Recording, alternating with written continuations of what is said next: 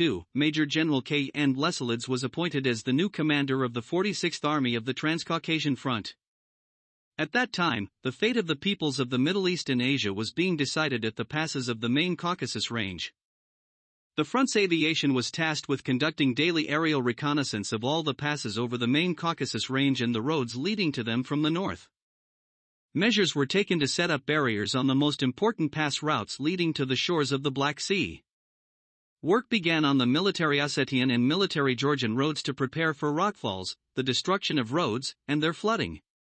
In addition to the barrier system, a system of defensive structures was built along these roads: defense nodes, strongholds, armored pillboxes and bunkers, trenches, and anti-tank ditches. Command posts were established on the main routes and roads, having reserves of sapper forces, equipment, and supplied with radio stations. To counter the enemy's flanking maneuvers, special detachments of up to a company with a sapper unit were formed and deployed to possible directions of the flanking maneuver.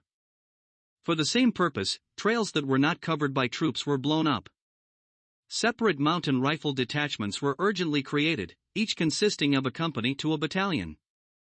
In September 1942, the situation in the Caucasus gradually began to change in favor of the Soviet troops. This was also facilitated by the failures of the Germans and their allies at Stalingrad. The German command, lacking additional reserves, could no longer advance simultaneously along the entire front and decided to strike successively, first in the Tuapse direction, and then in Orjonikidze. On September 25, 1942, after 2 days of powerful aerial bombing by the forces of the 4th Air Fleet, the 17th German Army, reinforced by 2 German and 2 Romanian infantry divisions as well as mountain infantry units grouped into a divisional group under the command of General Lanz, launched an offensive against the Soviet Black Sea Group, the 18th Army, 47th Army, and 56th Army, in the direction of Tuapse. After 5 days of heavy fighting, the German-Romanian forces managed to break through the defenses of the 18th and 56th Armies in some areas. The threat of capture loomed over Tuapse. On October 4, the headquarters ordered the troops of the Black Sea Group to launch counterattacks from the Rozet, Marituki area towards the Red Cemetery and from the White Clay area towards the Pervomaysky and Katazhensky. By October 9, the German and Romanian troops were stopped on all fronts. On October 14, German forces resumed their offensive, pushing back the 18th Army and somewhat affecting the 56th Army. Soviet troops attempted to deliver a counterstrike against the enemy grouping, and by October 23, the German-Romanian forces were halted, and on October 31, they transitioned to defense. Reinforcing their reserves, the 17th German Army attempted to break through to Tuapse again and went on the offensive in mid-November.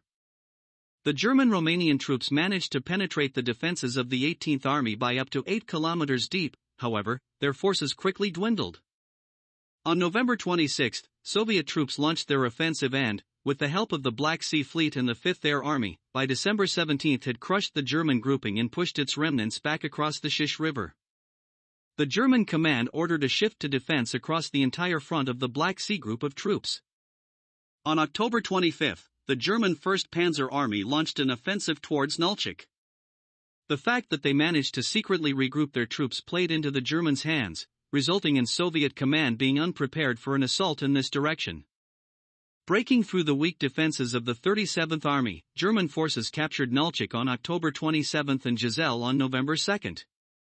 In this area, German command concentrated large tank forces in an attempt to widen the breakthrough, but they did not succeed. On November 5, Soviet troops halted the enemy's advance. Taking advantage of the favorable situation, the Soviet command attempted to encircle the Giselle group. On November 11, Giselle was repelled, but the German troops retreated across the Thiagdan River. The last attempt of the German-Romanian troops to break through to the Grozny and Baku oil regions and into the Caucasus was thwarted.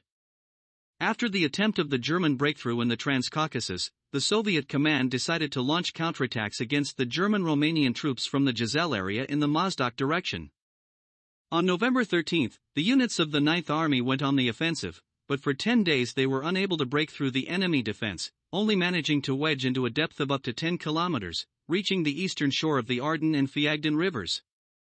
In connection with these failures and poor command, on November 15, the commander of the Transcaucasian Front, Army General Iavia Tyelnev, and the commander of the Northern Group of Forces, Lieutenant General I. Meslenikov, were summoned to the Supreme High Command headquarters, where they received new tasks to firmly cover the main directions to Grozny and Ordzhonikidze, strike on both flanks, and destroy the Mozdok and Aliger groups of German troops. On November 27, parts of the Ninth Army launched an offensive generally in the direction of Digora. On December 4, they launched new attacks, but this time they were forced to halt the advance as well. According to Soviet historians, the failure of the operation was attributed to an unfortunate choice of the direction for the main strikes. These failures forced the Soviet command to postpone a major counteroffensive in the Mozdok direction until January.